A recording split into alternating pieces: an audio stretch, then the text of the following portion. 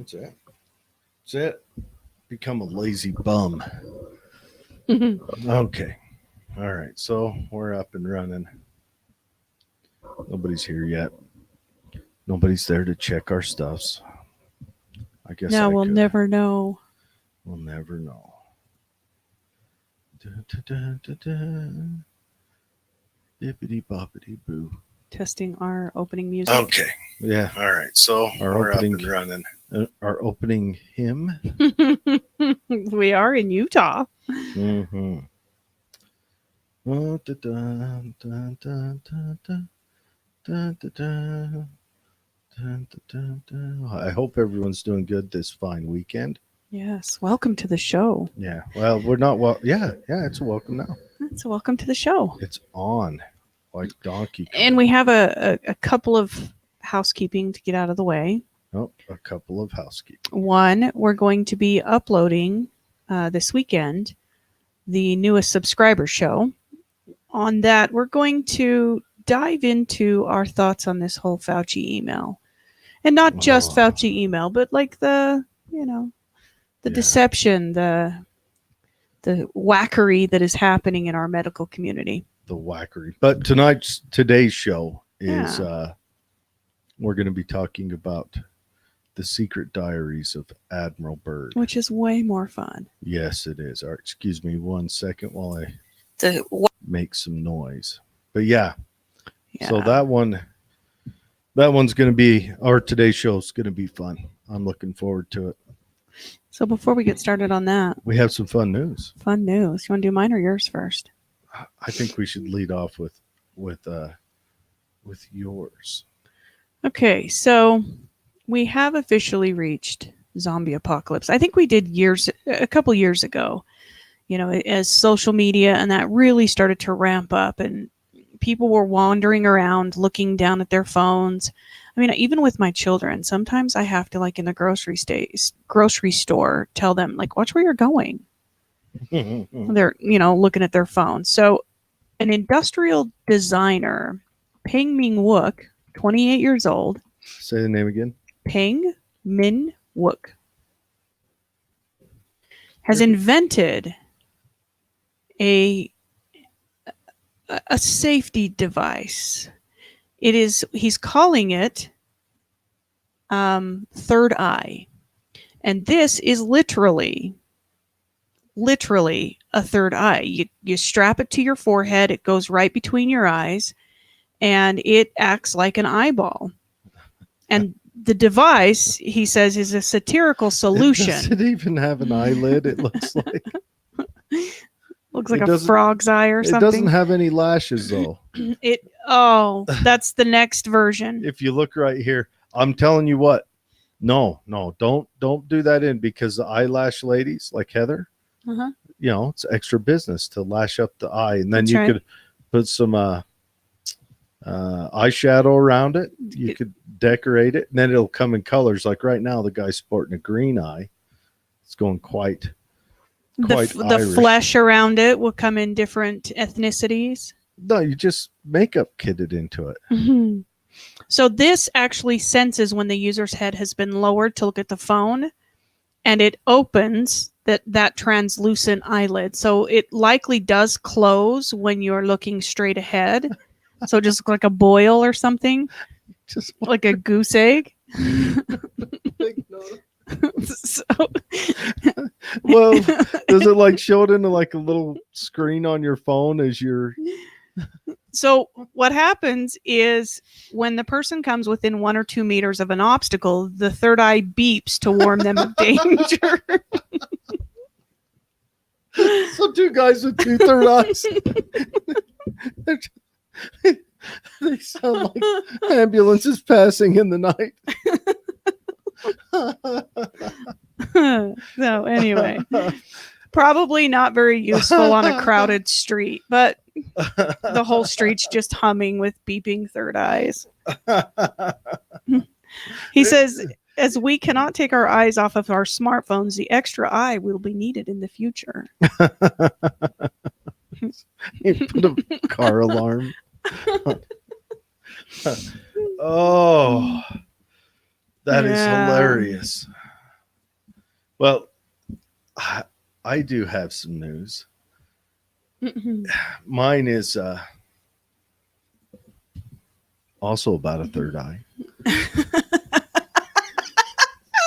Yours is. How did that happen? Oh, It's destiny, Betsy. it's the old brown eye.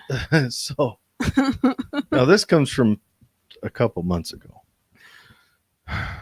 The first dinosaur butthole ever discovered is shedding light to where the sun don't shine. Ay, ay, ay.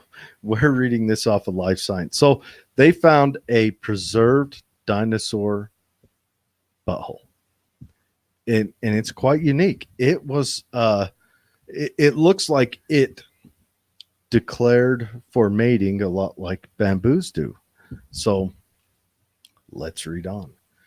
The dinosaur's derriere is so well preserved, researchers could see the remnants of two small bulges by its back door, which may have housed musky scent glands that the reptile possibly used during courtship. Same today. An anatomical quirk also seen in living crocodilians, said scientists who study the specimen. So, you know where they get the artificial vanilla from? Yes. So I'm wondering if they were still alive today, would we be flavoring ice cream with this? I wonder if it's got the vanilla flavor like beavers do. You know, okay, it's for the show people. On the record, artificial vanilla can come from multiple sources, but one of those sources is a gland on the beaver's keister. Mm-hmm. And sorry to ruin your day. Now, I imagine that means that there's a guy whose job is to milk the beaver keister. I've wondered this. And do they have beaver farms? Is it a rough job? Is there like is it a single milking? Can you milk several times on the same beaver? Do you have to use a fresh straw every time? Yuck. But the question about this is yeah, do they have like a little, you know, those clamps they put cattle in to do their stuff with? Do they have like one of those for beavers? They've got beaver wranglers. And then you got to hold the tail. They're out there with cowboy hats on. Yeah. Yeah.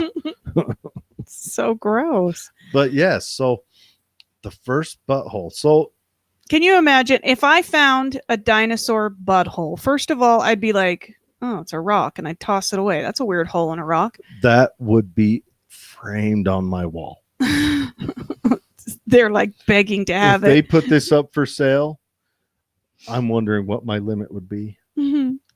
They're like, please, Jared, donate it. Where's my upper window to have a dinosaur butthole in a fine? I would get like, what is it called? A Tiffany frame or something, a fancy frame. It would be framed on my wall, front and center. Matter of fact, the only question would be is, do I want it like hanging next to the back door of the house, or do I want it front and center? I just can't imagine this scientist who's looking at this, this paleontologist, and he's like, you know what we've got here, Bob? I'll tell you what we've got here, Bob. Life finds a way. So weird. Although the dinosaur's caboose shares some characteristics with the backsides of some living creatures, it's also a one-of-a-kind opening. Everything is an individual. The researchers found the anatomy is unique. Jacob Vinther, the study lead researcher, the head butthole finder, a paleontologist at the University of Bristol in the United Kingdom, told Life Science, it doesn't quite look like the openings on birds, which are the closest living relatives. Which is again strange. It does look a bit like the back opening on a crocodile. It's different in some ways. It's its own cloaca. Something else. shaped in its perfect, unique way. Okay, so here's the theory. Every historical persons on the planet have talked about in some way or form dragons. We have never yet found an entire intact T-Rex skeleton. We have found the heads and the teeth, and they are the closest living animal to birds. What if they were dragons? What if the heads and teeth we found were dragons? Yes. Like what if the T-Rex was a dragon? Had wings? Yeah. And that's why its front arms were so tiny, minuscule. Yes. Unnecessary. Yes. Call it computer programmer or I'm just saying. I shouldn't say that. There's so much we don't know, and now we have a butthole. I would. If have they been looking for the butthole? Do you think that this was like, people today, we've got to find the butthole? The paleontologist has a fetish. I mean, if we've never had one before, did they just think that it like seeped out through their pores in their skin? I'm sure they knew there was one. He's telling his wife, I can't stop until I find one.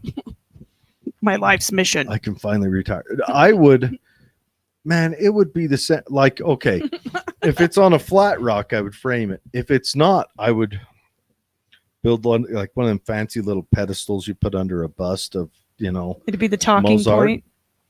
It would be there. And then I'd have mirrors around it. So no matter where you were, you could catch an angle of the glorious sphincter. Jared, it's people like you who go looking for buttholes. I'm telling you. All right. So go through some comments real quick before we. Jessica says, yes. She likes the butthole. I can't believe it's come to this. Now she's talking about the third eye, the forehead eye, the goose egg beeper. Beep. Betsy, you look beautiful. Aw, thanks, Jess. Yes, thank you very much. And right. She's going to throw out now, her fake vanilla. Telling her about now, okay, you can go online and buy vanilla beans. I've actually got some in my kitchen. Because he read this story. What else are you going to do? Jared reads You don't the story, read that and then go. Walks down the hallway, grabs his keys. Well, no, I went online because it comes from New Zealand. Oh. So you buy these vanilla beans. They come in a little packet. There's like 10 of them. They're really long beans. They're like long. And then to make it extract, you can just get some vodka. Mm-hmm. And you just cut the vanilla beans up and throw them in the vodka. And it takes a few months and then it makes extract. And no beaver butt involved. Or you can squeeze the beans, like cut a little bit off and squeeze them into whatever you're cooking. They're like, it's kind of a paste inside. Mm-hmm. And there's how you get your vanilla flavoring. Yes. And then she mentions the bung that I want on my wall. Laura, I don't know if you missed it. Laura's on here now. Hi, Laura. Hi, Miss Laura. They found a preserved dinosaur bum, and I want it. We don't know why. I'm wondering what my limits are to obtaining it. Financially, it might be pretty tough, but I can dance and sing a little bit. All right. And Shirley. Hi, Shirley. Yeah, good to see you, Corey. The thought of dragons is just a conclusion of human mentality of when they found the remains of animals. That's true, but also it's mythos. The Chinese dragon, I don't know whether it has anything to do with finding dinosaur bones. I think the Chinese dragon is a mythical rain bringer and luck bringer. So it may depend on where you are, but yes, the European dragon, I think, is from finding the dinosaur bones. And also there's some biblical tales that may have led him down that path, or biblical adjacent, like St. George, fighting the dragon. Yeah. Vodka beans. Yes. You know what? And the vanilla vodka doesn't taste too bad. No, and if you get online, you can actually buy Mexican vanilla, which is what I prefer to do. It's already pre-mixed, but it's made, with long-term storage of vanilla beans in a type of agave tequila. Tequila. Works really well for baking. Oh. I've only ever made it with vodka. I have to try it with tequila. Maybe it's on Wish. Okay. Vince, we can't skip over this. We have to discuss the first man who figured out what the beaver's butthole tasted like vanilla. Exactly. The question about that is was it on accident? Do you think like maybe how? I don't know. Well, he was just going for a lick and happened across it? Well, no, like its tail flicked a little bit of stuff and it went like right under his nose, not in his mouth. Let's not go gross here. And he's like, what is that? It smells like ice cream in here. I don't know. I don't know. Okay. Copper light. What is copper light? I've got to find out. Corey says he can get me copper light. What is copper light? PPER. Did a butthole of something? Oh, fossilized feces. Oh. So it's the next best thing, Corey. If he can't buy the butthole, you now have a hookup for what came out of the butthole. I have a little geode that I taught little kids that it would come over, that it was petrified saber-tooth tiger poo. And one of those little kids, unbeknownst to me, took it on show and tell.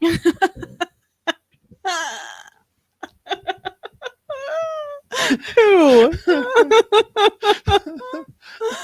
Oh, God. Ooh, coffee beans. Okay, Jessica says Mexican vanilla. Ooh, they found whale bones. In copper light? Or maybe they found some prehistoric whale bones. That'd be cool. We do know that there were some pretty impressive whales in the different scenes, the different epochs. Jessica says she's Mexican vanilla. Jessica looks Irish and is part Hispanic. So true. Yeah. Christy, how about coffee beans vodka? See, I should try that. I've got coffee in my Scottish import beer that I brewed. Put some coffee in there, not enough. Corey's got all the good stuff. Yes. Sounds like it. Jared is awesome with kids. Yes, I teach him all the good stuff. The Chinese found whale bones. Yeah, that could be. Yeah, they found and we honestly don't know where their mythos come from. We don't really. I mean, they had writing long before anyone else. And arguably, actually, I think the Sumerians had it first, but they had it long before anyone else that's around today. Arguably, we're no different today. When we see something that's unexplained, we try to take our life experiences and the things that we've heard and read and fit that to the narrative that we already know. So you're saying it may not be a butthole, that this paleontologist could totally not be really a butthole. Likes buttholes. I'm telling you. Oh, man. Yum. Hi, hey, Ryan. Can't wait to see you guys tomorrow. So you guys ready for the main event? Okay. Tonight we're talking about Admiral Richard E. Byrd. He was an admiral during World War II and right after, and he was sent on an expedition to the South Pole in I believe the first time he went down was 45, but in 47 was the main one, Operation Highjump. And they went down there, I think, to explore the North Pole, because after World War II, the United States got the notion that it was going to dominate the world. And well, I think the world got that notion. I mean, Bretton Woods was, everyone was involved in that. But anyway, so he went down there to do a surveying, and you can go and read the official reports of his surveying, but I think his nephew put out about 11 years later, his nephew put out a book, a small book called The Secret Diaries of Admiral Byrd. And they're super fun. Now, Admiral Byrd did say a few things on foreign interviews that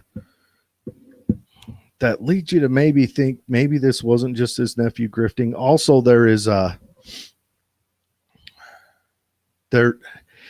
after he gave one interview, the military, he was retired, but the military, the secretary of defense came out and said, you can't give any more interviews. And it was a Chilean interview, and we'll talk about that.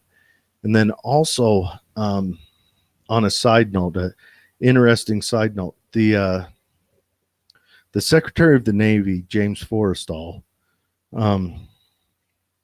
he had an interesting end to his life. The twilight years of his were real interesting. So that's been conspiracy theorized that as a part of this, but we will get into that. Yeah. So Antarctica, otherwise known as the land of snow and ice, they say was a once flourishing continent. And although today it's considered inhospitable, it still exerts this like magical attractive force over most of mankind. So it's no wonder that this continent is entrenched with so many legends, from the entrance to fabled Shangri-La. So Agartha. Yeah, located in the Earth's interior, to the obscure stories about secret UFO bases not inhabited by extraterrestrials. So there was actually a find. NASA laboratory sent some people down there, and they came across this puzzling object in the ice. When they tried to examine it, while it was still frozen solid in a block of ice, it thawed despite their intentional cooling. So they kept it at its temperature to actually, look at it and try to figure out what it is, and it thawed anyway. So it is a capsule of, for lack of a better description, alien origin, and it began transmitting signals just like those intercepted from the UFO that crashed in Roswell in 1947. Now, it is said that under instructions from Washington, decryption specialists and alien hunter Julian Rome flew to the South Pole, where he was able to successfully decipher the signal. But even this could not stop the impending catastrophe. Over his objections, the other scientists opened the capsules and released an infection to the team with its presence. Now, this, of course, is the plot to a movie. Andromeda Strain. Yes. But well, it was a book. Yeah. It drives the whole scenario that something could be down there. And that's where Operation Highjump comes in. So flashback to 1946. It's about a year and a half after the end of World War II. Now, they send down a powerful American military fleet under the command of Rear Admiral Richard Evelyn Byrd to the South Pole. It was comprised, it was a pretty big expedition. Now, his middle name is Evelyn, but yes. Richard Byrd is a badass. He's a pilot. He's a fighter pilot. World War I and World War II fighter pilot. He's got the Medal of Honor, and maybe there is truth to that. What's his name? The Man in Black, the singer. I don't know. Sang Ring of Fire. Johnny Cash? Yeah, Johnny Cash. Maybe there is something about a boy named Sue. Just go on. Just want to throw that out there. So this expedition included an aircraft carrier, 12 warships, a submarine, 20 airplanes, helicopters, as well as crew of 4,000 men. Well, yeah, it carried with it a full, I want to say 2 full Army regiments. So it wasn't like they sent him down there with 3 guys and, this was survival equipment. This was a battle force that went down. So the purpose of the operation was of military nature. And Admiral Byrd himself has said just before his departure that he just wouldn't divulge any further details, but it was of a military nature. This was not expedition. This was a military planned movement of troops and supplies. So aircraft residence began near Antarctica at the end of January 1947, mostly in the northern area around Queen Maud Land, and it covered about 22,000 air kilometers, and it captured more than 70,000 photographs. Then suddenly something very strange started happening. The research voyage, scheduled for 5 months, was abruptly and without public acknowledgement canceled after just 2 months in what almost seemed to be panic. So, equally puzzling is how the operation's early end was, all but covered in a veil of silence. So they canceled it just prior, and then when it ended, it was never spoken of. Yep, it just went silent. So either something really big happened and they just didn't want to speak of it, or nothing happened. It was that boring. And they just didn't want to speak of it.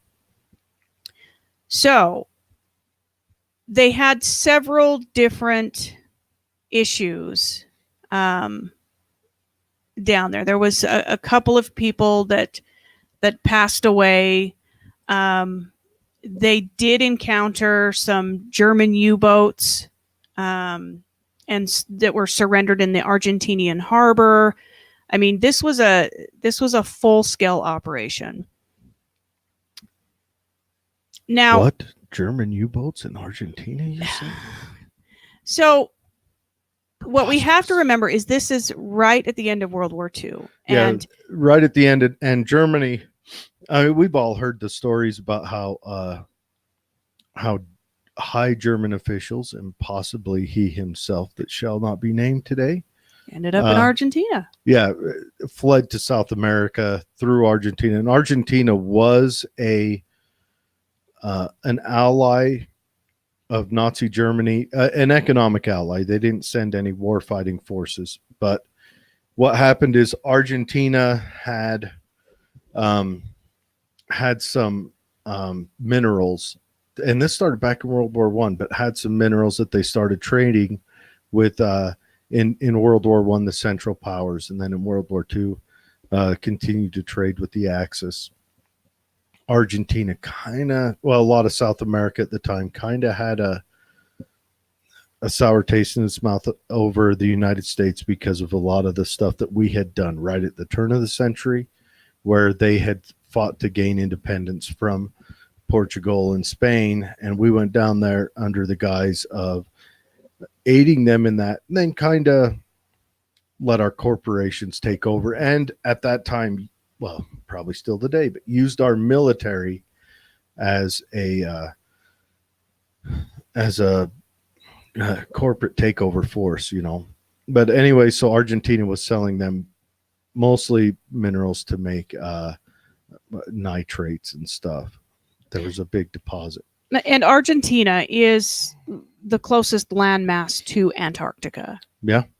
So Hitler's Germany, and the reason I even went down this road is it will become apparent to me the Germanic ties when we read through it gets the actual excerpts from the official diary. So Hitler's Germany was extremely interested in Antarctica beginning in the 30s, and many historians attribute this to the occultist background of the upper echelons of the Nazi Party, some of whom were members of the so-called Thule Society.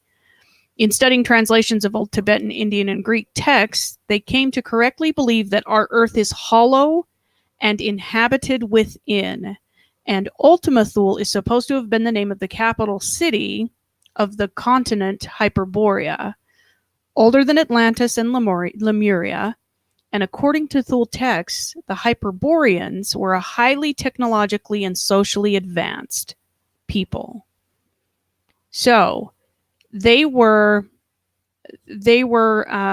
actively engaged and interested in taking Antarctica.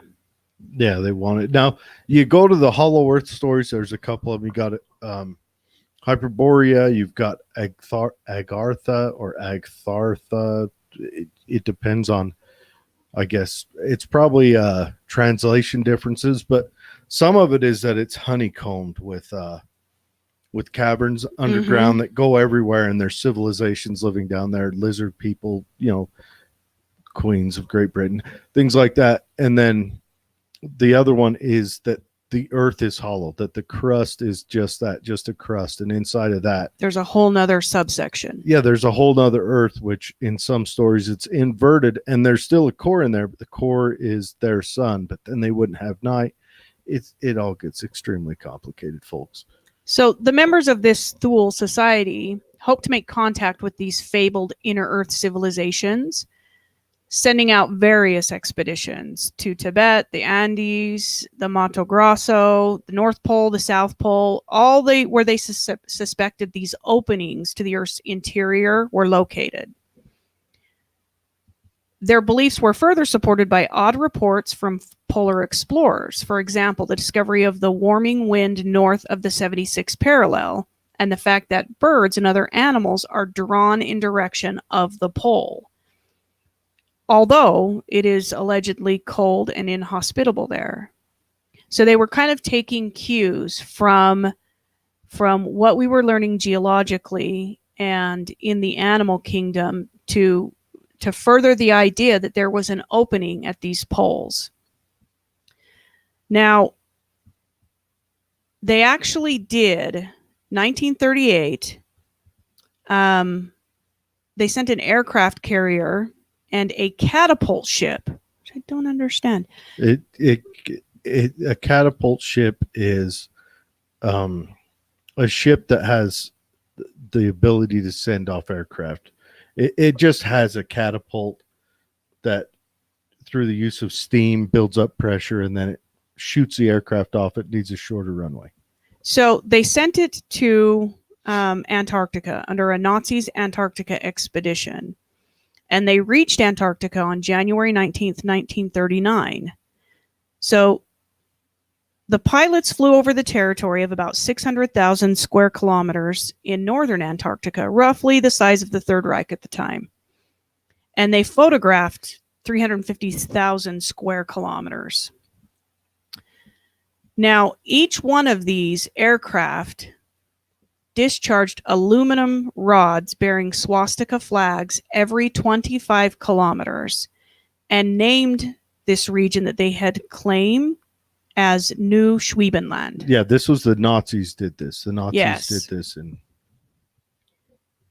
so, Admiral Byrd. Now, Admiral Byrd takes off, and he goes on to prepare the mission, and his writings, I'm sure, start much earlier than the first writing in the diary. I would think that there would be lots of check-ins, and maybe they just included the ones that they thought were appropriate for the actual print version. But if you get the chance, pick up the diary. It's got a lot of cool illustrations in it. Yeah, it starts out with, "I must write this diary in secrecy and obscurity. It concerns my Arctic flight of the 19th day of February in the year of 1947. So this is a short, time span wise, this is a short 8 years after the Nazis had done their expedition. Mm-hmm. Well, and it's 2 years after the Nazis had surrendered. Right. So it goes on to say, there comes a time when the rationality of men must fade into insignificance and one must accept the inevitability of the truth. I am not at liberty to disclose the following documentation at this writing.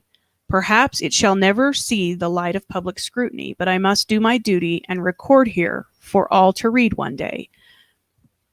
In a world of greed and exploitation, of certain of mankind can no longer suppress that which is truth."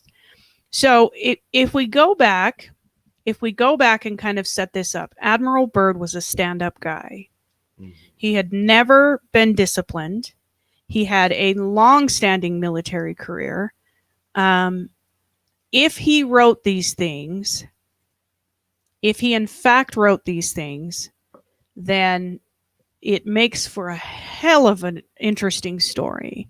And you add to all of the lore and the strangeness that surrounds Antarctica today, it really does, bode to question if his nephew, who released this, made these things up. Shame on you. He was a stand-up guy. Yeah. Yeah. So, flight log. Now, this is the morning of February 19th, 1947. 0600 hours. All preparations are complete for our flight northward, and we are airborne with full fuel tanks at 0610 hours. Then he goes fuel tanks on the aircraft. Then he goes on at 0620. Our fuel mixture on starboard engine seems too rich. Adjustment made, and Pratt Whitneys are running smoothly. And then it's pretty quiet until 0730. Radio check with base camp, all is well. Radio reception is normal. Then 0740, slight oil leak in starboard engine. Oil pressure indicator seems normal, however. So he started then noticing some onboard controls that were not reporting what he thought they should be reporting. And he doesn't at this point seem alarmed by it. 0800, slight turbulence noted from easterly direction at altitude of 2321 feet. Correction to 1700 feet. No further turbulence, but tailwind increases. Slight adjustment in throttle controls. Aircraft performing very well now. I just want to take a minute and say they are crawling through the ice. They had, I think, 4 icebreakers with them just to break in front, to break their way through. And then they'd keep 1 or 2 in back in case they had to get out so that they could break their way back out. And icebreakers it's crazy. Ships with a super reinforced hull that literally just act like an axe breaking through the ice. 0815, radio check with base camp, situation normal. 0830, turbulence encountered again. Increase altitude to 2,900 feet. Smooth flight conditions again. So he's kind of increasing altitude and lowering altitude and increasing altitude as necessary by turbulence. 0910, vast ice and snow below. Note coloration of yellowish nature and disperse in a linear pattern. Altering course for a better examination of this color pattern below. Note reddish or purple color also. Circle this area 2 full turns and return to assigned compass heading. Position check made again to base camp and relay information concerning colorations in the ice below.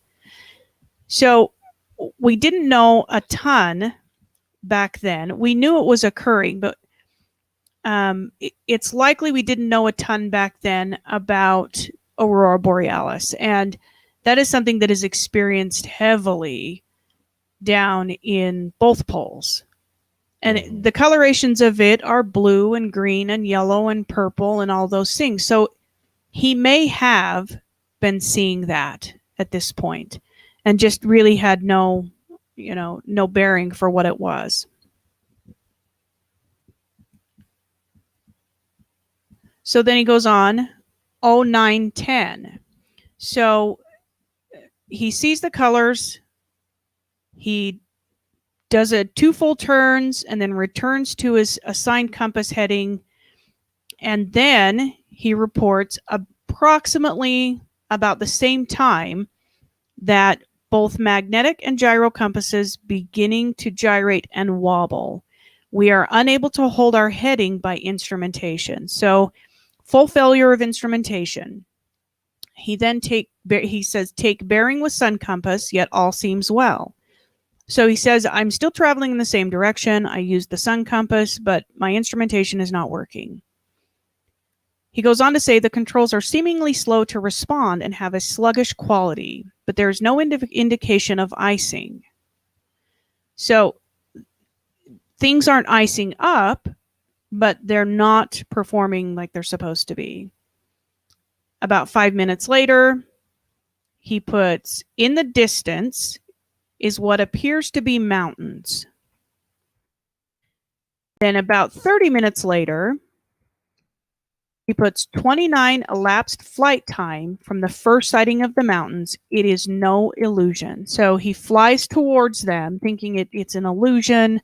As he gets closer, that it may turn out to not be mountains. Now we do know that Antarctica is an extremely mountainous range. Mm-hmm. There are really, really high and low mountains. Now, he goes on to say there are no mountains and consisting of a small range that I have ever seen before. At 09:55, he says altitude changed to 2,950 feet, encountering strong turbulence again. At 1000, he goes on to say, we are crossing over the small mountain range and still proceeding northward as best as can be ascertained. Again, no instrumentation. Beyond the mountain range is what appears to be a valley with a small river or stream running through the center portion. There should be no green valley below. Something is definitely wrong and abnormal here. We should be over ice and snow. To the port side are great forests growing on mountain slopes. Our navigation instruments are still spinning. The gyroscope is still oscillating back and forth. So he's indicating that something's really wrong here, or I am completely off course, because this should all be ice and snow. 5 minutes later, he reports, I alter altitude to 1,400 feet and execute a sharp left turn to better examine the valley below. It is green with either moss or a type of tight-knit grass. The light here seems different. I cannot see the sun anymore. We make another left turn and we spot what seems to be a large animal of some kind below us. It appears to be an elephant. No, it looks more like a mammoth. This is incredible, yet there it is. Decrease altitude to 1,000 feet and take binoculars to better examine the animal. It is confirmed it is definitely a mammoth-like animal.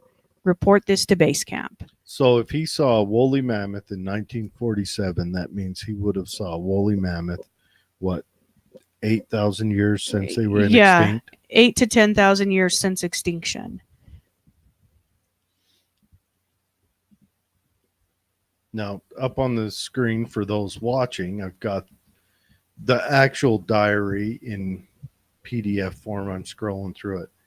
And a lot of, cool pictures. Yeah, a lot of cool pictures, a lot of snow and ice pictures and all this other stuff. But remember, he had just come out of, the world had just come out of war with each other, World War II. So in the next little bit, that could lend to either the credibility or the falsibility of this story, because it does seem to center around that most recent war. So his next entry is it says, encountering more rolling green hills now. The external temperature indicator reads 74 degrees Fahrenheit. Continuing on our heading now. So the average temperature of Antarctica is like -40. Yeah. It's low. Now, prehistorically, Antarctica used to be connected by a land bridge to Australia, which circulated the currents around and up and over Australia, which brought warm wind to Antarctica, which is why there's a lot of fossilized life remains there. Also, we're not sure of what the cant of the Earth was back then, whether that played a part of it, or still, even if it was just a cant thing, imagine the extremes that would happen there. Also, you've got the theory of the switching of the poles. And Antarctica may not have used to have been a pole at all. The pole may have been a place different. So I have an uncle who digs into this deeply, and one day I would like to pick his brain more, or have him come on and talk about it. Yeah. So he goes on to say that navigation instruments seem normal now. So all of a sudden, as he comes into about 1,000 feet, his navigation instruments start working again. He says, "I'm puzzled over their actions. I attempt to contact base camp. Radio is not functioning." His next entry is about an hour later at 11:30. And it says, "Countryside below is more level and normal, if I may use that word. Ahead we spot what seems to be a city. This is impossible.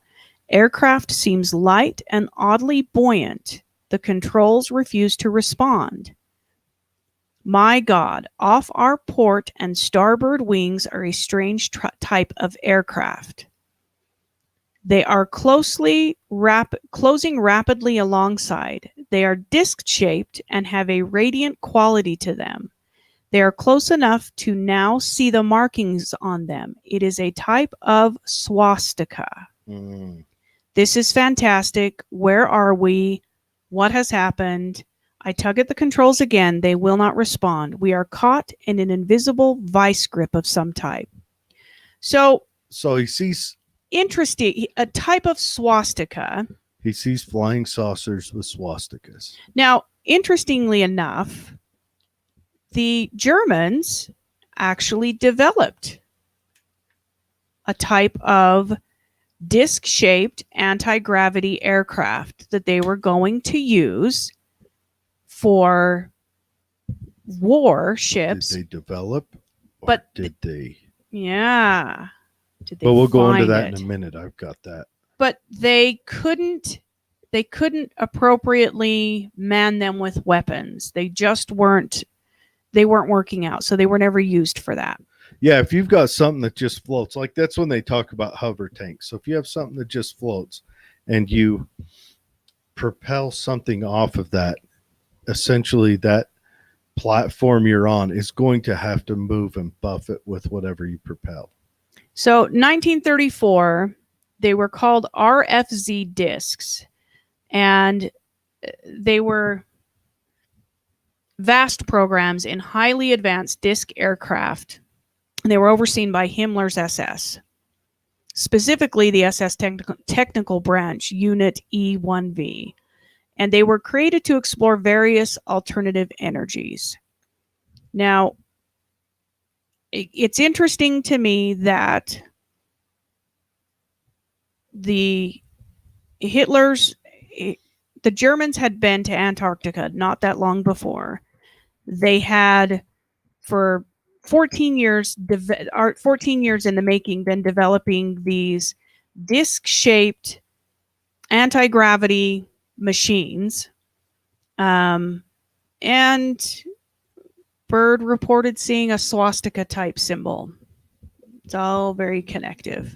So here's an image of one of those for people watching. So I don't know exactly how they operated or functioned, but or even if they did function well, it looks like they had lift and everything else, but we don't know. And what if they had delved into some more some different means of propelling and all that other stuff?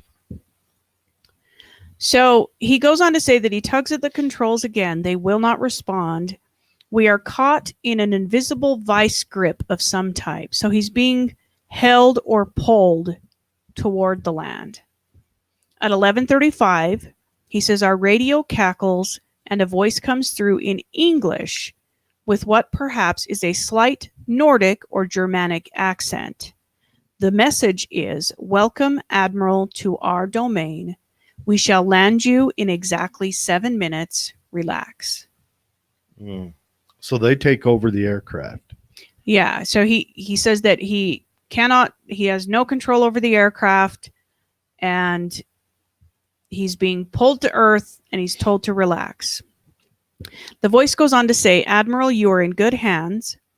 I note the engines of our plane have stopped running. The aircraft is under... Admiral, you are in good hands." Then the Admiral writes, "I note the engines of our plane have stopped running. The aircraft is under some strange control and is now turning itself. The controls are useless." At 11:40, another radio message is received. "We begin landing process now." And in moments, the plane shudders slightly and begins to descend as though caught in some great unseen elevator. The downward motion is negligible, and we touch down with only a slight jolt. So it's kind of a slow descent. So they take an aircraft which needs to have air passing across the wings. They just stop it and just lower it right down. Right. So before we go on, I want to talk real quick about another conspiracy. I don't know about another incident that ties in with this is the UFO incident in the Black Forest in 1936. So a UFO crashed in 1936, and we'll tell that story another time. But the gist of it is the theory that they got a hold of this UFO and started reverse engineering it. Now, it was in 34 that they started working on that disc, and I imagine 34 is when that company or that corporation was set up that built it. That disc came out quite a ways after. Not until about 39 or 40. But yeah, the theory is that in 36, a UFO crash landed a lot like our Roswell UFO did. But this crash landed, our Roswell was in 47, but they believe in, or it's stated that in 1936, one crashed in the Black Forest in Germany, and the Nazis have been in power for 3 years. And that's when they got a hold of it and started reverse engineering it. And this theory ties into this story in a way. And maybe this is where it was super advanced to have that flying disc technology, that kind of anti-gravity technology back then. Oh yeah, they had a lot of super advanced technology. The first to use the jet engine, the first to build the gas operated automatic machine gun. It's non-crew served, because the gas operated been around for quite a while. That was invented here in Utah by Mr. Browning himself. But anyways, so this all kind of ties in, and we'll come back to this here in a second for some roundup on it. But let's let Betsy go on. So at 11:45, his entry says, "I am making a hasty last entry in the flight log. Several men are approaching on foot toward our aircraft. They are tall, with blonde hair. In the distance is a large shimmering city pulsating with rainbow hues of color. I do not know what is going to happen now, but I see no signs of weapons on those approaching. I hear now a voice ordering me by name to open the cargo door. I comply." The shimmering city sounds like what's that show? Follow the Yellow Brick Road show. The Wizard of Oz. Yeah, there was the city. But these are tall blonde men, not little midgets. Well, that was the Lollipop Guild. Mm-hmm. And the Flying Monkeys. So that is the end of the actual log. Mm-hmm. So that portion is depicted as being taken from Admiral Byrd's actual flight log. Yeah. Following his return, super quiet, nobody talks about it. The whole expedition was this huge spend of money, this great big feat to get all of this personnel and all of this just hardware down to Antarctica. And when they return, nothing. Crickets. So it goes on to say, from this point, I read all of the following events here from memory. It defies the imagination and would seem all but madness if it had not happened. The radio man and I were taken from the aircraft, and we are received in a most cordial manner.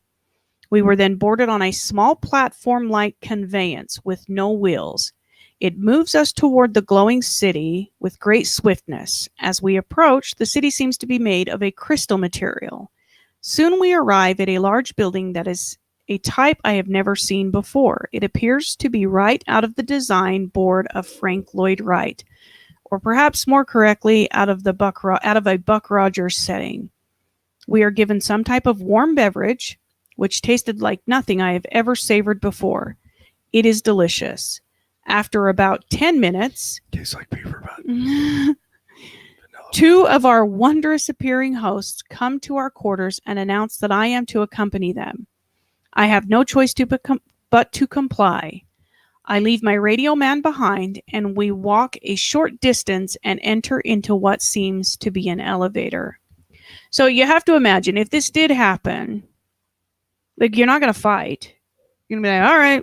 With what they did to the aircraft. This is what we're doing. Yeah, like, obviously, my aircraft was under your control.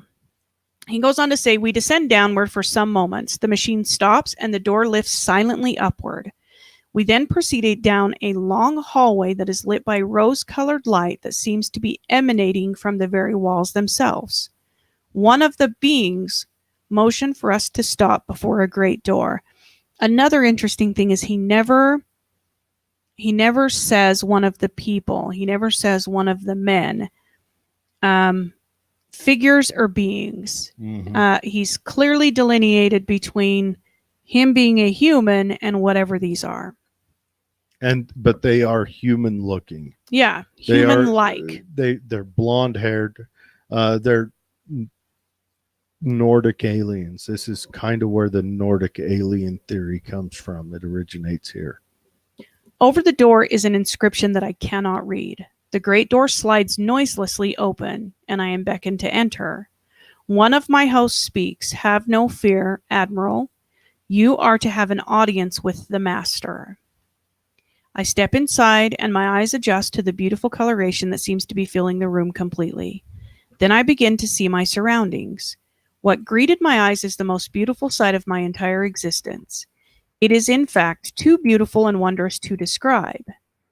It is exquisite and delicate. I do not think there exists a human term that can describe in any detail with justice. My thoughts are interrupted in a cordial manner by a warm, rich voice of melodious quality. I bid you welcome to our domain, Admiral. I see a man with delicate features and with the etching of years upon his face. So this is when he starts, this is the only time that he says man and doesn't refer to them as beings or whatever. And it's the master. He is seated at a long table. He motions me to sit down in one of the chairs. After I am seated, he places his fingertips together and smiles. He speaks softly again and conveys the following. We have let you enter here because you are of noble character and well known on the surface world, Admiral, which he was. Surface world? I half gasp under my breath. Yes, the master replies with a smile. You are in the domain of the Ariani. Now, the inner world of the earth. So that sounds a lot like Aryan. Yes. But it's spelled A-R-I-A-N-N-I. Yeah. So that sounds a lot like Aryan, which may be coming out of the war we just had, or maybe there's more to, under conspiracy theory, why we had that war. Yeah. We shall not long delay your mission, and you will be safely escorted back to the surface and for a distance beyond. But now, Admiral, I shall tell you why you have been summoned here. Our interest rightly begins just after your race exploded the first atomic bombs over Hiroshima and Nagasaki, Japan. Again, that has been theorized a lot. Yeah, that's when encounters actually started to happen. That's when we sent a huge beacon into the universe. Yeah. Or warning flag. These people are going to kill themselves. They're going to blow each other up. They're sitting there eating their, grub worm soup. Gleep glorps like, did you hear that? What the hell was that? And Martha, the kids are fighting. Mm-hmm. It was at that alarming time we sent our flying machines, the Flugelrods. Sounds very German. I'm just saying. Maybe Switzerlandish or Austrian. To your surface world to investigate what your race had done. That is, of course, past history now, my dear Admiral, but I must continue on. Now, this is only 2 years since since Hiroshima and Nagasaki. Uh-huh. So within those 2 years, they got to Earth and built this glowing city. Or were they always there and decided to come out and see what had happened since they came out last? You see, we have never interfered before in your race's war and barbarity, but now we must. For you have learned to tamper with a certain power that is not for man, namely that of atomic energy. Our emissaries have already delivered messages to the powers of your world, and yet they do not heed. Now you have been chosen to be witness here that our world does exist. You see, our culture and science is many thousands of years beyond your race. Admiral, I interrupted, but what does this have to do with me, sir? The master's eyes seemed to penetrate deeply into my mind, and after studying me for a few moments, he replied, your race has now reached the point of no return, for there are those among you who would destroy your very world rather than relinquish their power as they know it. I nodded, and the master continued. In 1945 and afterward, we tried to contact your race, but our efforts were met with hostility. Our Flugelrods were fired upon. Yes, even pursued with malice and animosity by your fighter planes. So, quick jump off point, the Foo Fighters.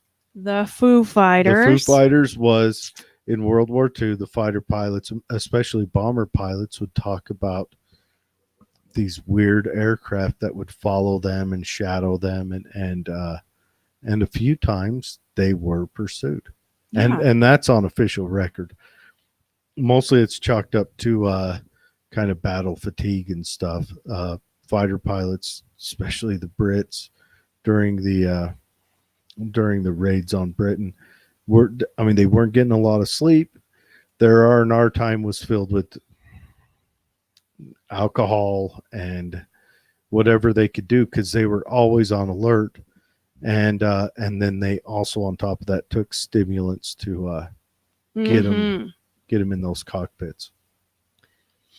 So he goes on to say, now I say to you, my son, there is a great storm gathering in your world, a black fury that will not spend itself for many years. There will be no answer in your arms. There will be no safety in your science. It may rage on until every flower of your culture is trampled and all human things are leveled in vast chaos. Your recent war was only a prelude of what is yet to come for your race. We here see it more clearly with each hour. Do you say I am mistaken? No, I answer. It happened once before. The Dark Ages came and they lasted for more than 500 years. Yes, my son, replied the master. The Dark Ages that will come now for your race will cover the earth like a pall. But I believe that some of your race will live through the storm. Beyond that, I cannot say. We see at a great distance a new world stirring from the ruins of your race, seeking its lost and legendary treasures, and they will be here, my son, so safe in our keeping. When that time arrives, we shall come forward again to help revive your culture and your race. Perhaps by then you will have learned the futility of war and its strife, and after that time, certain of your culture and science will be returned for your race to begin anew. You, my son, are to return to the surface world with this message. With these closing words, our meetings seem to an end. I stood for a moment, as in a dream, but yet I knew this was reality, and for some strange reason, I bowed slightly, either out of respect of humility, I do not know which. Suddenly, I was again aware that the two beautiful hosts who had brought me here were again at my side. This way, Admiral motioned one of them. I turned once more before leaving and looked back toward the master. A gentle smile was etched on his delicate and ancient face. "Farewell, my son," he spoke, and he gestured with a lovely, slender hand, a motion of peace, and our meeting was truly ended. So, he was given a warm drink. The Germans were known for drug use during the war effort. Yeah, actually,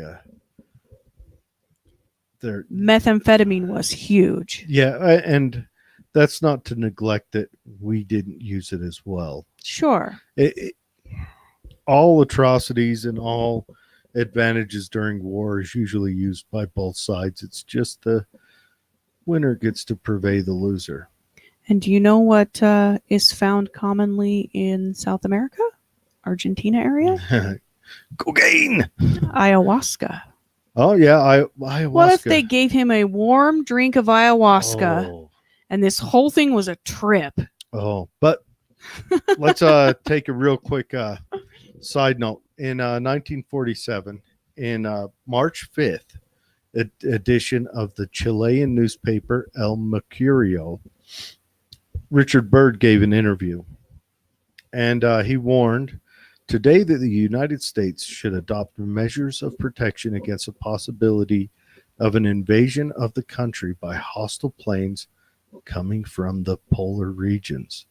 The Admiral explained that he was not trying to scare anyone, but the cruel reality is that in case of a new war, the United States could be attacked by planes flying over one or both poles.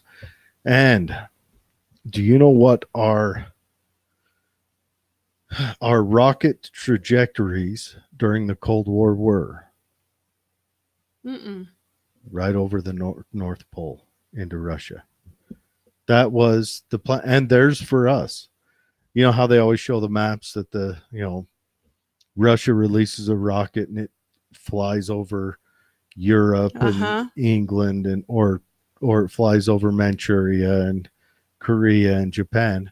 They're both right over the North Pole because it's, one, the shortest route, and two, there's not anti-aircraft or there's not anti-rocket technology there. There's, how depressing would it be if you seek to dominate the world like that mouse on that cartoon? You shoot a rocket, a nuclear rocket, and it hits a dang airplane. Yeah.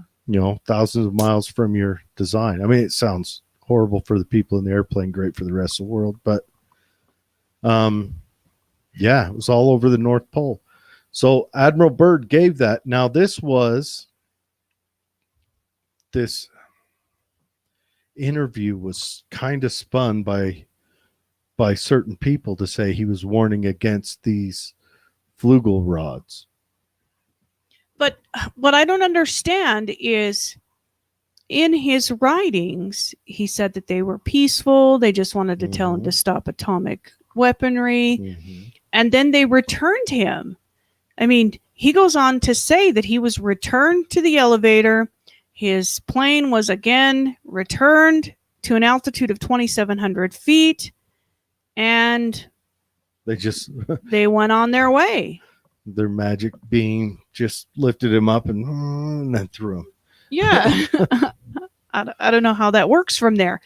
But it's interesting that it's such a different feel when he talks to this Chilean newspaper. Like, hey, we've got to protect ourselves from, what's happening over the poles. I think he was warning, in my personal opinion, I think he was warning about what actually came to be when ICBMs were designed. They, that was their trajectory because it was shorter, more feasible, and less chance to, have a mistake,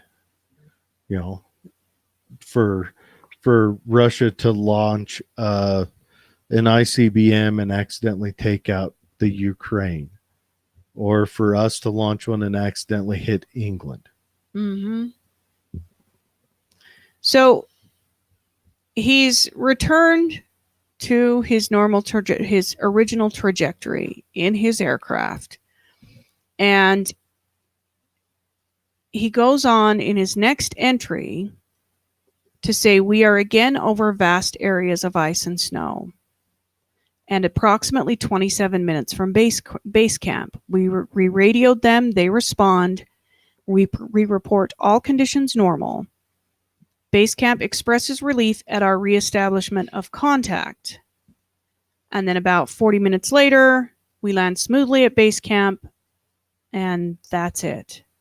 So the idea is that there is a hole, that inside the hole at the South Pole is this vast green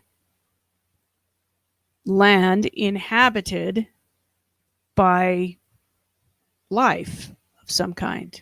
That the hole is the entrance to the underground earth or the inner earth, and that there is another species, a more advanced species of human that lives in there, that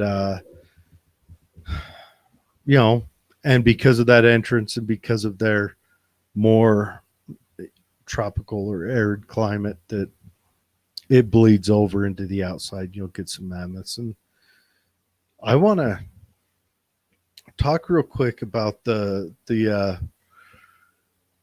Antarctic Treaty. Now, the Antarctic Treaty has 10 kind of stipulations, and the Antarctic Treaty, I think this came out in 1959. Now 1950. So this is 12 years after.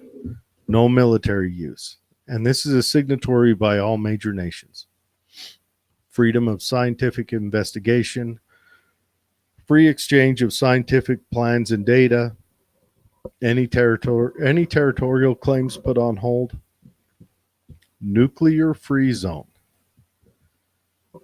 applies to the land but not the seas, all stations open to inspection by other nations, national laws apply to citizens, not areas. Which that one, I like that idea. That's a pretty neat idea. They're subject to the national laws of the nation. The treaty may be modified at any time, requires unanimous agreement of treaty nations. All treaty nations to ensure no one carries out acts against the treaty. So the major signatories, self-policing. Yeah, and they also police any other nation that's not a signatory that come there. Now, the national laws that apply to citizens, not areas, that's interesting because they've got this free scientific plans and data exchange. That would apply to laws that are less free and more free. I think it sounds beautiful when you live in a nation with laws that are pretty common sense and pretty nominal. But say you're in Russia or in the USSR, during the height of, back then, it was, it would have been Khrushchevism. It was pretty rough. Mm-hmm. It wasn't near as bad as Stalinism or wasn't even near as bad as Leninism, but it was still pretty rough. You'd still get locked away if you spoke wrongly. They sent their children to spy on parents. So I think that's why that law was written in. But coming from here, where we have the First Amendment and a lot of stuff, sounds really beautiful. When I first heard that, I liked it. And then I thought, oh, wait, other signatories weren't as lucky as we are. Yeah. I like that they didn't try to put together a governing body or, resources of that nature. That it just makes sense that, Mm-hmm. the national laws apply. Yeah. So Admiral Byrd goes on to say March 11th, 1947. This date kind of caught me a little. I mean, he was taken February 19th. Mm-hmm. Well, and then there's others. I can't even get all my laundry done in that amount of time. Like, how fast was this mission? Did you land, get some breakfast, hop in your plane, and leave he just again? had some stew, some spicy soup. Now, there is also stories that they say are hidden that Nazis were down there. Yes. In flying saucers, because they had made homeboy friendship with these Arianians or whatever. Mm-hmm. And that the Nazis took the opportunity to attack our naval and army forces down there. And there was a pitched battle where a few of our aircraft were knocked out of the sky, a couple flying saucers, and a handful of infantrymen were slain. But they say that that's covered up. But that all rides on conspiracy theories. They say that happened the day after he got back from his trip into the magical Rainbow City.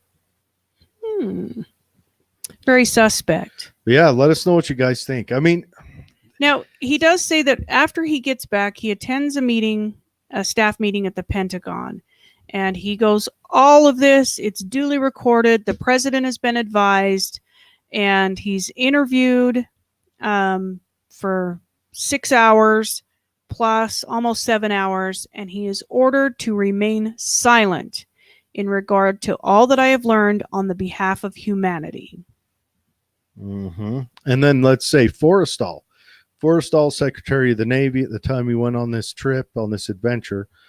Forrestal, shortly, I think 2 years after he gets back, has a mental breakdown.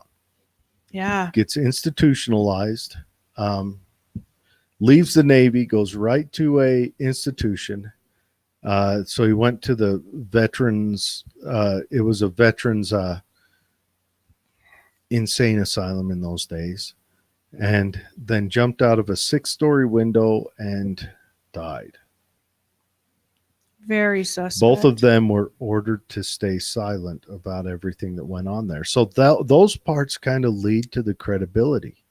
Well, I mean, prior to this, Admiral Byrd was just a stand-up, honorable guy. And I would think after this, he still was. But being so close after the war, was he suffering from some form of mental health issue? Well, that was Forrestal. That was no, I mean Admiral Byrd. But Admiral Byrd was ordered to never talk again, never give an interview, never talk about it. He was ordered, like they said, your pension you get every month? Yeah. Do you like it? Yeah. Yeah, okay. All right. Shut up. Yeah, but what if this experience was due to the stress and the pressure?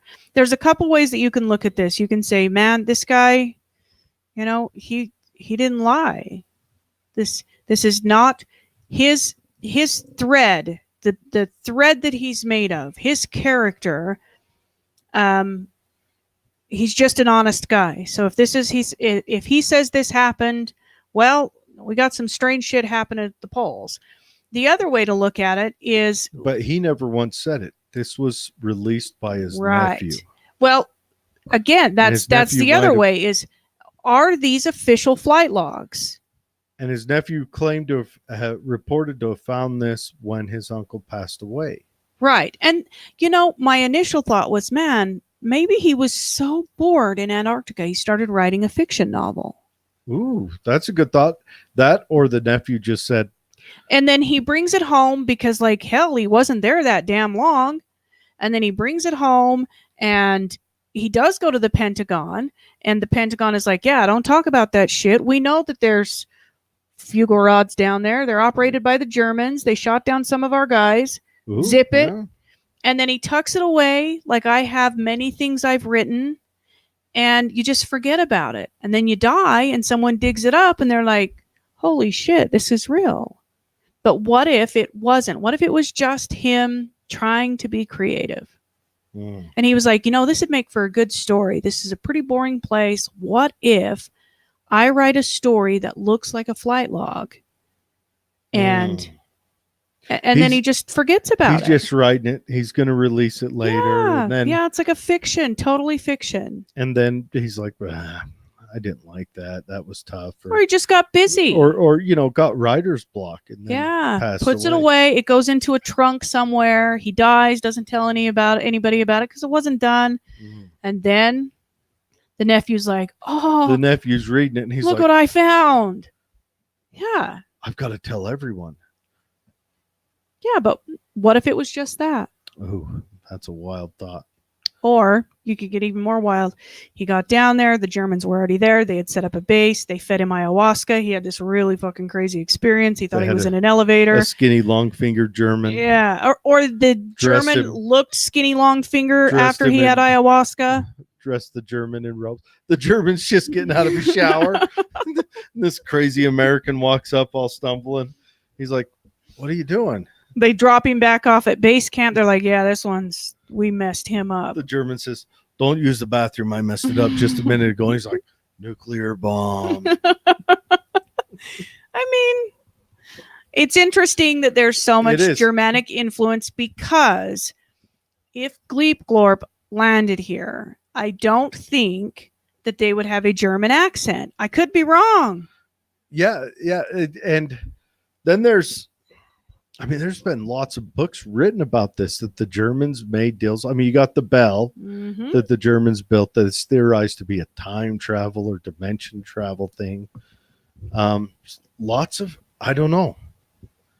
All right. We'll close this out by rummaging through comments that we may have. I've just got to scroll down because I lost my place. Of course, people are telling Jared to stop because Jared is talking about beaver anal gland food because sounds delicious. All right, so we want to send a hi out to Christy, to Ryan, to James, of course Jessica, other Christy, 2 Christys, 1C, 1K. Hello, Robin. Robin's mentioned in the picture out of the diary, took a dog to Antarctica. There's a drawing, and this dog looks more like it's a spaniel type breed, maybe a Springer, and it didn't have a coat on. She says, poor no coat doggy. Yeah. And the guy standing next to the dog's wearing a whole bunch of coats. Were any of these sites ever investigated further by anyone else? We don't know. They won't allow you to. You can get to Antarctica by cruise ship. Other than that, it is heavily protected airspace and expedition-wise. Well, and if you're a flat earther, Antarctica is the ring around the plate that holds the water in. Again. And Agartha in the hollow earth, to me, in my mind, sits like the flat earth theory, where there's just a crust, which means gravity wouldn't be what we know it as, that mass draws other mass to it. It would be that, well, it probably still could be, but it would be a crust that has, you're walking on the outside and walking on the inside, And so clear as that means gravity would draw to that thin crust. But what about the gravitational, what is that hollow space inside? Because remember, air is also particles, and air also has a specific gravity, whether it's, helium or hydrogen or oxygen, any of the gases that in our current state of compression we can't see. In other states we might be able to. So if someone getting the best, Foo Fighters. Yeah. Yes, the Foo Fighters. That's where they got their name, from the World War II fighters. David, I want to try it. I suppose you're talking about the beaver gland. You want to be a beaver wrangler? A beaver boy? I don't think that's where David was going with that. He wants to try the soup. He wants to try ayahuasca. Yes, I do too. I don't. No, I don't like to be out of control. I don't like to be drunk. I want to be in full control. I want to see. Ayahuasca would be an experience where you have no control on anything or how long it lasts. I want to see the engineering gnomes or whatever they call them. Robin says, I never knew that about Forrestal. Yes, Forrestal was the Secretary of Navy during World War II. Bold man, a tough man, and also had a mental breakdown. That could be caused either because he knows his guys got into fight with aliens and he didn't know what to do about it, or the stress of World War II was pretty heavy. Jessica says, I don't know. A lot of what this admiral said lines up with other stories and predictions. Doesn't sound fictitious. Ooh. It really does have this ring of like, yeah, I've heard this before. We've heard this lots of times.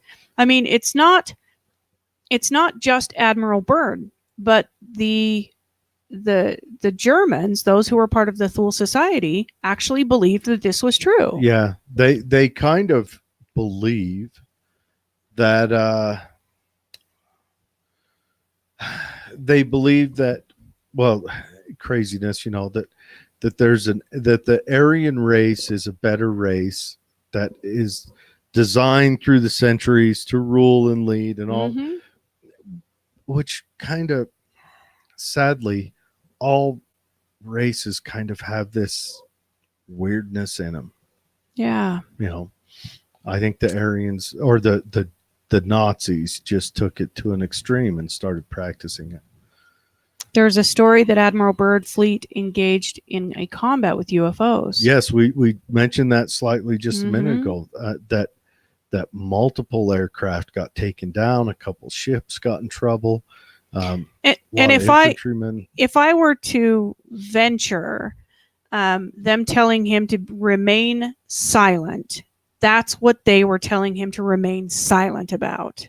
Yeah. Oh, yeah. Not the hollow earth thing, not the long fingered thing. That's why I think that this may have just been a creative writing thing for him. Or an ayahuasca trip. I kind of like that. I'm telling you, ayahuasca. So let's say in 1933. Someone gives you a warm drink after they bring you from the sky in an elevator. Just say, no thanks, I'm not thirsty. Can I have water, please? I'm going to pass. All right. It's in the mantle. Yeah, the gravity may be in the mantle. Yeah, I guess. Glassmakers spy glass to make paperweights at higher speeds. The glass is hollow. Yeah. Oh, they spin glass to make paperweights at higher speeds. They do. Maybe the idea that it perhaps is hollow. I mean, if the Earth is hollow, I don't know. You'd be surprised. You learn a lot of self-control on Waska. I don't know. It scares me. That's why I don't like to fly, because it's not flying. It's suddenly not. The flying part doesn't bother me. It's the suddenly not flying part that I don't like the idea of. It's a stopping? Yeah. It's the suddenly not flying. I like to be in control. Waska connects you with truth and raises your vibration so you can interact with higher vibrational entities. Waska would be needed to survive the communication with ET beings. Maybe. Oh. Maybe. That'd be, I don't know. I think Kegel Fu is still my go-to. Yep. Been practicing lately, trying out some new moves. Got to see the chiropractor. Yeah, got to get that.